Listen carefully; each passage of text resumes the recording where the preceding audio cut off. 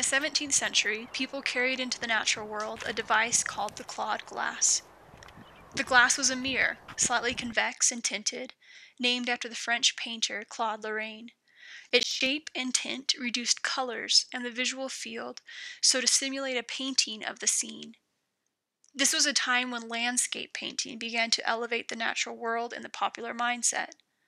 Paintings depicted grand scenes, and so that is what the populace sought. The clawed glass assisted people, even artists, to frame the world into the picturesque. But in order to see this instantaneous painting, the viewer had to turn their back on the scene. In many ways, landscape painting was the beginning of the natural aesthetic of the West. The term landscape, after all, was first coined as a genre of painting.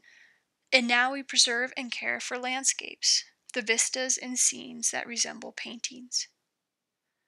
As the philosopher J. Caldecott said, naturally occurring scenic or picturesque landscapes are regarded as, like the art they imitate, precious cultural resources, while the non-scenic, non-picturesque, non-landscapes are aesthetic non-resources, and thus become available for less exalted use.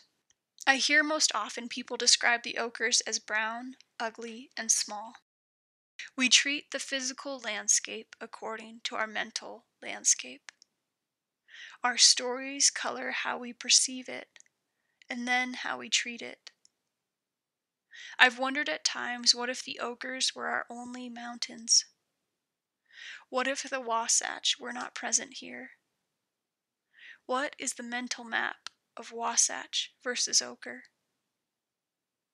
Regional planners say that just 5% of development computes to 50% damage in people's mental map of an area.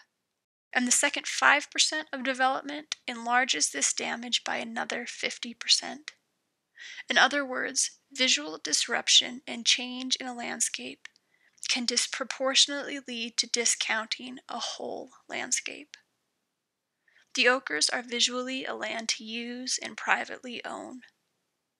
The visual perpetuates a mental map, as it continues to be less known, less visited.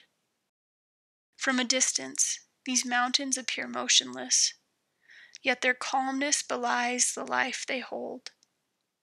For this world is not a static stage. It is moving, adjusting, even if it's imperceptible. As the poet Lew Welch once said, "To the rocks, the trees are just passing through." Movement is relative, and most often this world moves at a different pace. It is we who speed up the process. How we move Earth depends on how it moves us.